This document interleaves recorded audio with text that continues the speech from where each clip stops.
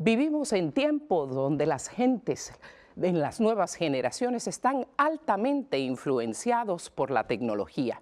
Y muchas veces los padres de familia y aún la iglesia no sabemos cómo manejar en la formación de la fe a estas nuevas generaciones.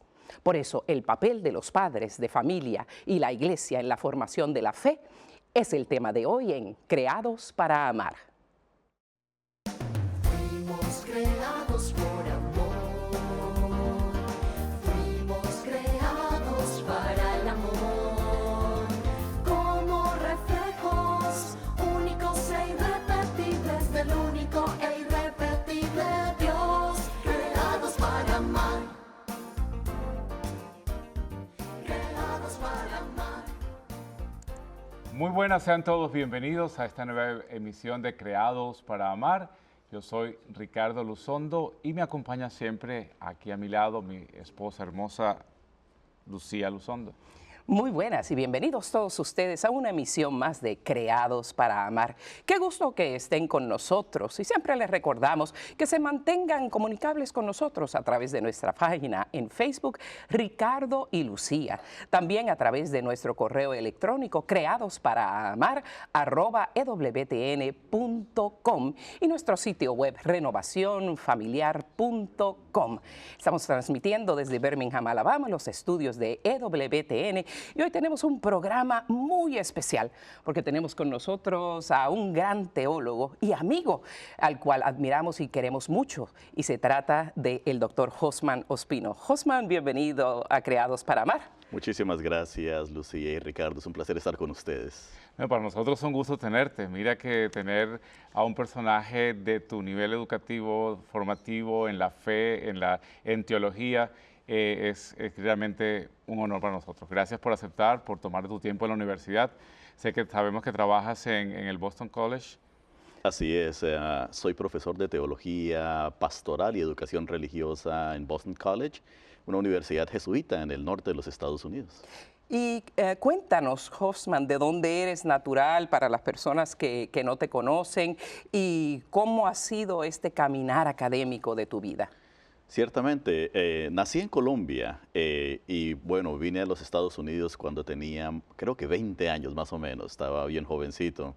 Y vine a estudiar precisamente teología aquí en los Estados Unidos. La idea era estudiar y posiblemente regresar a Colombia, pero bueno, poco a poco se fueron abriendo los espacios para trabajar, especialmente con las necesidades que la comunidad hispana en los Estados Unidos tiene.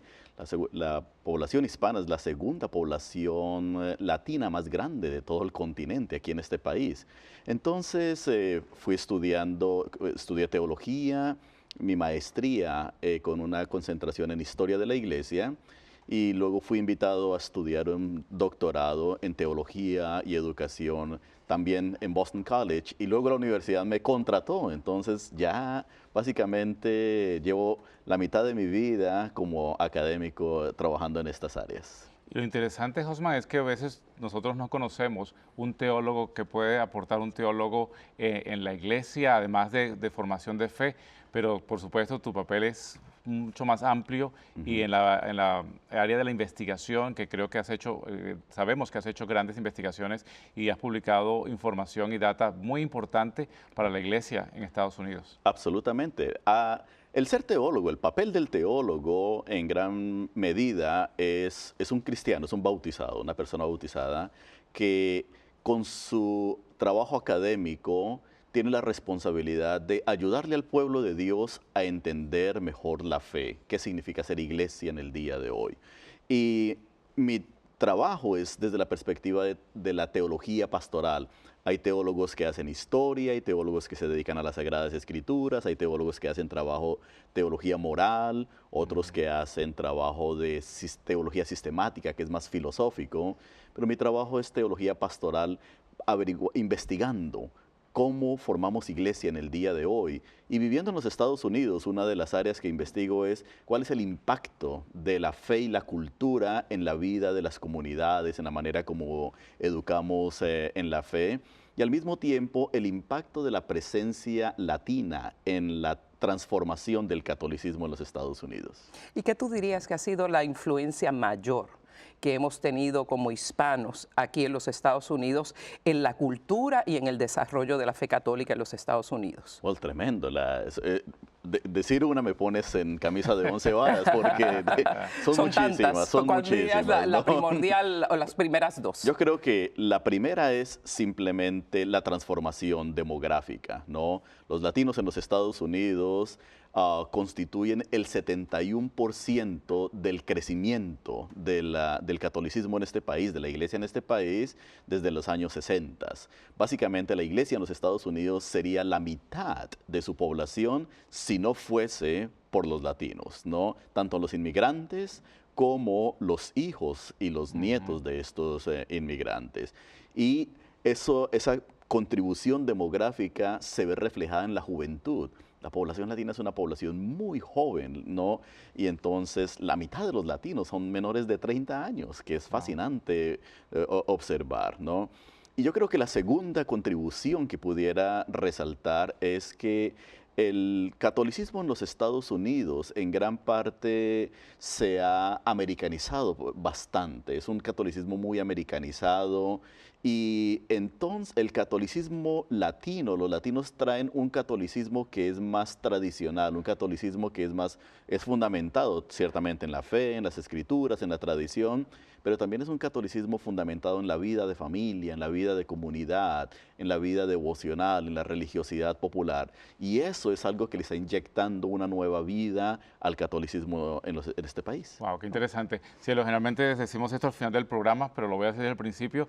Estás saliendo tantos temas que vamos a tener que invitarte a 3 o 4 programas más, así que desde ahora ya estás comprometido a regresar, porque es bien interesante lo que nos estás informando y que nuestra población, aunque el programa sale en Estados Unidos, pero también nos ven en toda América Latina y en Europa, los latinos estamos, hispanos, estamos en todas partes del mundo hoy por hoy, y hablaremos en otro programa de migración y de la presencia hispana en el mundo entero. Pero hablábamos al principio, Lucía estaba hablando de la formación de la fe como padres y como iglesia, y mencionaste ahora que como teólogo tu papel también es estudiar y evaluar cómo influenciamos nosotros en la formación de la fe. En programas anteriores hemos hablado de la influencia de la tecnología en los hijos de hoy. Hemos hablado cómo hoy la comunicación entre esposos y entre padres e hijos se ha perdido por la presencia del celular. Están todo el mundo metido en su teléfono, que ya no se comunican, ya no se hablan, y hemos hecho pues el programa diciendo cómo realmente esto ha influenciado. Pero hoy podemos mostrar un aspecto interesante de esta vivencia real, y es en la formación de la fe. ¿Cómo influye esta tecnología en la manera en que los padres y la misma iglesia estamos educando a los hijos en la fe? Y en ese orden, Hofsman, ¿qué podemos decir sobre la tecnología el día de hoy, en el mundo de hoy, actualmente? Bueno, la verdad es que en nuestras propias vidas, ¿cierto? Y eso que estamos bien jovencitos, ¿no? Sí, seguro. Con juventud acumulada. Estamos todos, ni muy aquí ni muy allá. ¿No? Ciertamente eres más joven que nosotros. Tú eres definitivamente más joven que nosotros, eso sí lo podemos decir. En nuestras propias vidas, en el transcurso de nuestras vidas, los cambios tecnológicos han sido radicales, ¿no? Por ejemplo, nosotros crecimos seguramente en un ambiente en donde no había ni teléfonos celulares, ni acceso al internet, no había la teología Wi-Fi que hoy en día hablamos, el acceso, por ejemplo, a la televisión en donde uno escoge lo que quiere ver, cuándo lo quiere ver, cómo lo quiere ver, etcétera, etcétera.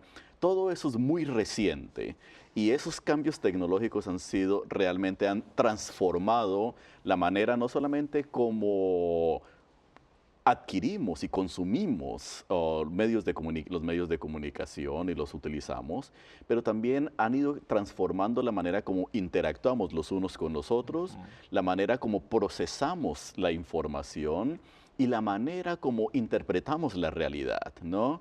Ahora, usualmente en el pasado tardaba unos 2 o 3 siglos para que estos cambios realmente nos permitieran acomodarnos. Hoy en día los cambios son mucho más rápidos y la tecnología va cambiando día a día. Lo que nosotros creemos que hoy es el último grito en tecnología, un año adelante es algo ya anticuado porque algo nuevo ha salido. ¿Cuál es el punto de todo esto? Que la tecnología y el impacto de la tecnología en nuestras vidas diarias y la manera como interpretamos la realidad, incluyendo nuestra fe, incluyendo la manera como entendemos a Dios, como entendemos los valores, eso no va a cambiar. De hecho, se va a seguir intensificando.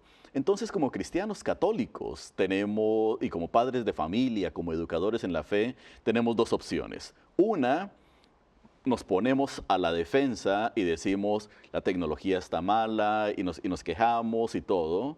O dos, lo miramos desde otra perspectiva y decimos, ¿qué podemos hacer a la luz de estos recursos que existen ahora y cómo podemos utilizarlos para evangelizar? Algo similar ocurrió, por ejemplo, cuando se inventó la imprenta. Cuando se inventó la imprenta, muchas personas, muchos cristianos, de hecho, pensaron que era el fin del mundo, porque básicamente ahora la imprenta nos permitía tener libros y la gente se iba a corromper porque Claro. podía tener los libros, el acceso a la información y todo. Y entonces lo que mucha gente vio como algo negativo en un principio, resultó siendo uno de los grandes medios Claro. para la evangelización. De hecho, el libro que más se ha impreso, el primero que se imprimió y el que más se ha impreso, es la Biblia, ¿no? Claro. Ahora la pregunta para nosotros es, ¿cómo podemos utilizar la tecnología para formar en la fe y para comunicar lo que creemos? ¿Y cómo afecta en la vida familiar, de manera positiva o negativa, esta tecnología? Bueno, ciertamente es más fácil pensar en lo negativo, ¿cierto? Claro. Porque a ninguno de nosotros nos gusta ver a nuestros hijos pegados a un teléfono o a una tableta o a un computador, porque rompe las relaciones, y ciertamente, ¿no?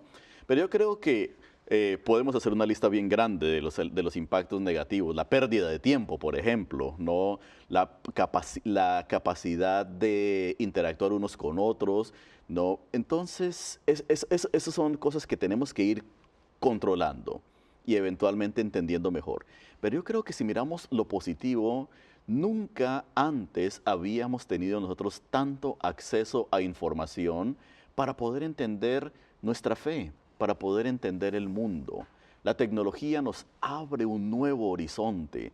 Hoy en día yo puedo saber, por ejemplo, qué está ocurriendo con los católicos en China, qué está ocurriendo con los católicos en Perú, qué está ocurriendo con los católicos en Argentina, qué está ocurriendo con el mundo en otras partes, en otras partes, y eso en gran parte me abre los horizontes. Pero al mismo tiempo, cuando yo tengo alguna duda sobre mi fe, antiguamente los jóvenes y aún los adultos, ¿a dónde íbamos? Íbamos a donde el sacerdote, la catequista o el catequista, y teníamos a los expertos como yo, ¿no? A los teólogos que venían y explicaban la fe. Hoy en día, cuando alguien tiene una pregunta sobre la religión, sobre la Biblia, sobre la fe, ¿a dónde van? Google. Ellos van al internet, ellos van y buscan la información por su propia cuenta. Sí, no, ahora decimos nosotros San Google. Nosotros consultas San Google. Claro, entonces, o sea, la gente ha adquirido esa capacidad de investigar y de ser curiosos, ¿no? Entonces, ¿cuál es el desafío? El desafío es no tanto que existe esta información, el desafío es cómo nosotros como educadores, como padres de familia, le comunicamos los criterios a nuestros hijos, a nuestros jóvenes, a las nuevas generaciones, para que filtren la información de una manera adecuada, porque no todo lo que está en el Internet Exacto. es verdadero, no todo lo que está en el Internet es válido y no todo lo que está en el Internet es bueno, ¿no? Claro. Entonces, ¿cómo nosotros? Y yo creo que esa es la reconfiguración de la tarea del catequista, del teólogo, aún del sacerdote, de la religiosa, del predicador, del maestro de teología, etcétera, etcétera, en el día de hoy. Es enseñar criterios para poder filtrar toda esta información y entenderla mejor.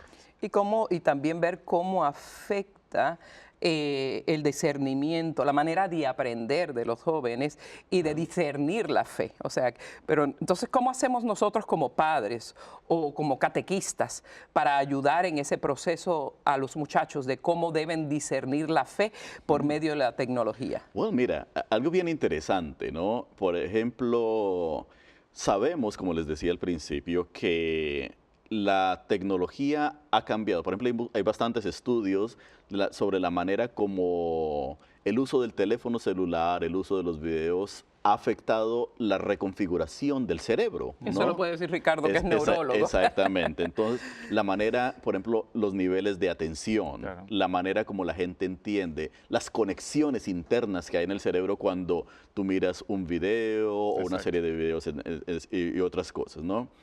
Entonces, algo que, por ejemplo, para ilustrar la respuesta a lo que me preguntas, que, por ejemplo, necesitamos hacer es, sabemos que hoy en día las nuevas generaciones son generaciones que literalmente aprenden con una multiplicidad de medios. Por ejemplo, antiguamente uno se sentaba y entonces venía la hermana o el padre, la catequista o la mamá, el papá y decía, a ver, repitan, esto es la fe, quién es Dios, cuáles son los mandamientos, cuáles son los sacramentos, y uno repetía. Era más que todo oral, ¿no? Y al mismo tiempo era la tradición oral, uno contaba historias y otras cosas. Hoy en día, las nuevas generaciones están aprendiendo a través de estímulos visuales, estímulos auditivos, olfativos, ¿no? O sea, el uso de los sentidos ha incrementado profundamente, lo cual significa, ¿qué puedo hacer yo como padre de familia, no? Como madre de familia, ¿qué puedo hacer yo como catequista para utilizar esto? Y entonces necesitamos crear videos, necesitamos crear música, necesitamos crear aprovechando estos estímulos, que es la manera como la nueva generación entiende hoy, nosotros como evangelizadores, como catequistas, debemos ser pioneros en ello. Por ejemplo, algo que me preguntaba un muchacho un día, me decía, a mí me encantan los videojuegos. Y entonces yo le decía, qué bueno, ¿y qué juegas? Y entonces me contaba un poco. Y yo le decía, ¿y qué te enseñan esto sobre la fe? Y entonces me decía, muy poco, pero me gustaría jugar un videojuego cristiano. Y le decía yo, mira, no se me ha ocurrido. Y ciertamente hay algunos videojuegos cristianos, Claro. pero debiesen haber algunas cosas similares, porque eso es la evangelización. Claro. Es usar los medios de tal manera que en lugar de rechazar lo que se nos está presentando como oportunidad, entonces la utilicemos para avanzar el reino de Dios. Yo he Claro. escuchado de una universidad que se llama Juan Pablo II en California, que justamente tiene programas Sí. de producción y de desarrollo de videojuegos para que sea el ángulo cristiano, así que muy bien hecho. No, y que la tecnología no se va a echar para atrás. O sea, No. tenemos que tener la realidad que no va a desaparecer las computadoras, por el contrario, van a seguir avanzando probablemente. Claro. Entonces, por lo que estás diciendo, sumamente interesante, la realidad es que nosotros como padres debemos es adaptarnos a cómo controlar, no controlar tanto de control, sino de saber manejar la tecnología. Claro. Es decir, que nosotros no la usemos como un sustituto de la catequista o un sustituto de nosotros como padres. O sea, los padres debemos utilizar la tecnología como una herramienta Claro. para la formación de la fe, en este caso que estamos Sí. hablando ahora. Entonces, porque por ejemplo, decías ahora de los libros, yo recuerdo, uno decía, bueno, para hacerse un libro es católico, no, uno miraba el imprimatur en la segunda página y veía si pues era un libro que podía leer o recomendar, pero en un website, un sitio web, uno no puede, porque no tiene un imprimatur, uno no sabe. Entonces, como padres, yo pienso que tenemos que involucrarnos y poder decirle a nuestros hijos, como tú dices, cuáles elementos son catolicismo, por ejemplo, cuál lenguaje nosotros podemos pensar que es cierto o no, o podemos buscar quién escribió el artículo y en la internet misma sale, si es una persona que tiene conocimiento de la fe o simplemente es una opinión de estas personas que omiten opiniones, ¿no? Claro. Esos serían los filtros, cómo ayudarlos a filtrar la información. ¿Qué medios tú has podido identificar que los padres puntualmente podamos utilizar para saber si una fuente en la internet es ortodoxa, católica o no? Bueno, ese es el problema, que la gran mayoría de padres de familia se sienten solos, porque muchas veces, por ejemplo, confiamos en que el sacerdote o la religiosa o el catequista, el teólogo nos va a ayudar a hacer estas cosas. Pero el problema es que todos estamos en la misma barca, porque hay muchos sacerdotes que tampoco saben hacia dónde moverse, ni muchas religiosas, ni muchos catequistas. Y la cuestión es generacional. Claro. Ese es el asunto, ¿no? Una persona que tiene 40, 50, 60 años, ¿no? O sea, no es que estén súper mayores. Sin embargo, crecimos en un mundo completamente distinto y la curva de aprendizaje para estas personas es enorme, ¿no? Yo conozco muchas personas que son padres de familia que en los 40, en los 50, que no usan el Internet, que no usan Facebook, que no usan el Twitter, y cuando uno les pregunta, les dice uno, ¿saben ustedes lo que sus hijos están utilizando? Muchos de ellos dicen, yo no tengo ni tiempo. Básicamente nos encontramos ante una especie de analfabetismo, es un nuevo Ah, sí, analfabetismo, ¿no? Pero lo debemos vencer. Nosotros Bueno, hemos hecho un es- esfuerzo grandísimo y siempre quedamos, Ricardo y yo, de que nuestro hijo nunca iba a estar adelante de nosotros en la Ahí tecnología está. e hicimos un esfuerzo y por eso tenemos Nos tanto lleva control. adelante ahí y vamos corriendo detrás de él, pero por ahí Vamos vamos. corriendito. Pero y ustedes y yo no somos padres de familia educados que tenemos esta capacidad y el tiempo a veces para hacer este tipo de trabajo.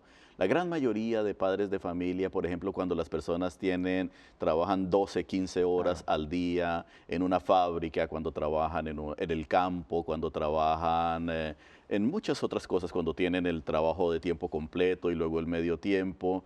Y entonces muchas de las personas no tienen esto. Entonces la pregunta, la clave es, por un lado, ¿cómo podemos nosotros identificar a los campeones de la tecnología, a estas nuevas, y van a venir no de nuestra generación adulta, sino van a venir de los jóvenes mismos? Yo creo que quizás algo importante que debe quedar de esta conversación es fundamental que nosotros pongamos la responsabilidad al máximo, acompañándolos, por supuesto, Claro. pero pongamos esa responsabilidad en las nuevas generaciones de los jóvenes, ¿no? La nueva generación joven. De allí tienen que salir los catequistas, de allí tienen que salir los sacerdotes, las religiosas, los teólogos, teólogas, que nos van a ayudar a comunicar la fe a la siguiente generación, interpretarla, entenderla, discernirla, pero al mismo tiempo ellos van a ir integrando lo que para ellos es la vida diaria, ¿no? La vida diaria.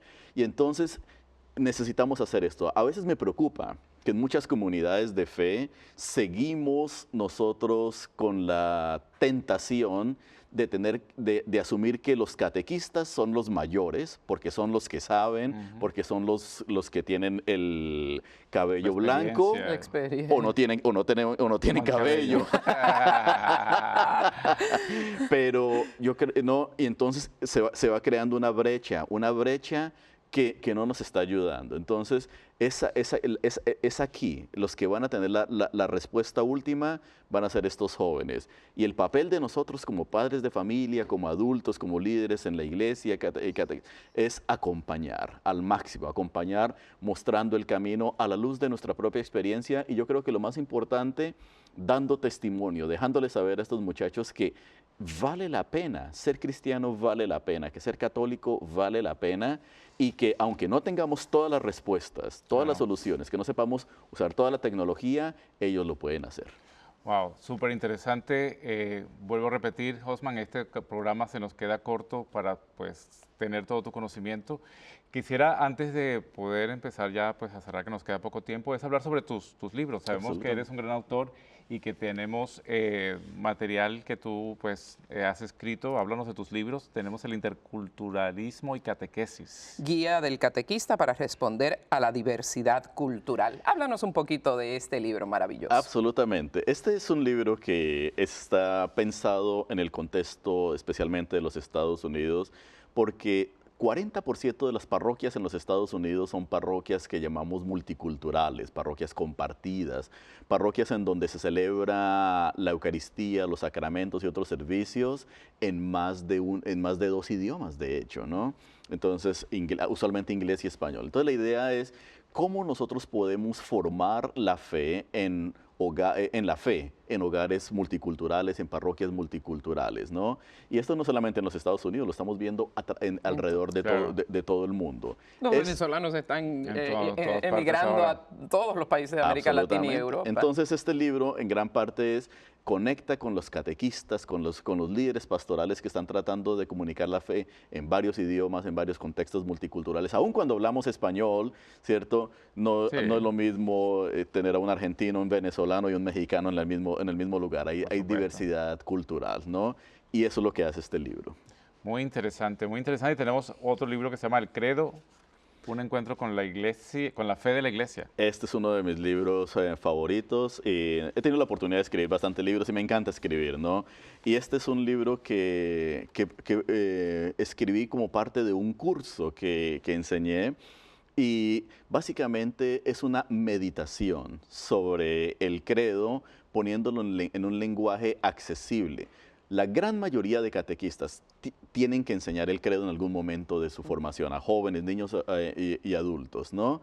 Y siempre yo escuchando de los catequistas cómo enseño el credo, porque muchos creen que simplemente enseñar la fórmula y se les vuelve aburridor.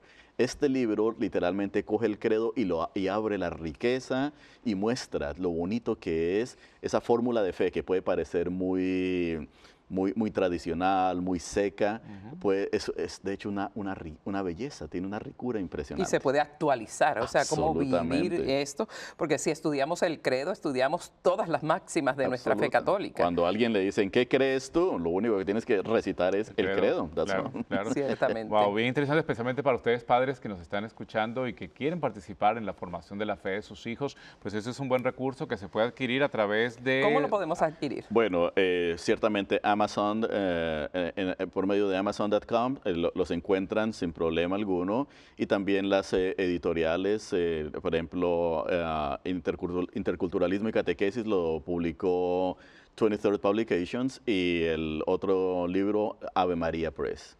Muy Muy bien, bien. bueno, muchísimas gracias, de verdad estamos súper contentos, esperamos que el programa le haya sido de gran ayuda. Usted puede contactarnos a través de nuestro correo electrónico creadosparamar@ewtn.com, creadosparamar@ewtn.com, y será pues hasta la próxima semana cuando estaremos aquí nuevamente, Lucía y este servidor Ricardo, en Creados para Amar.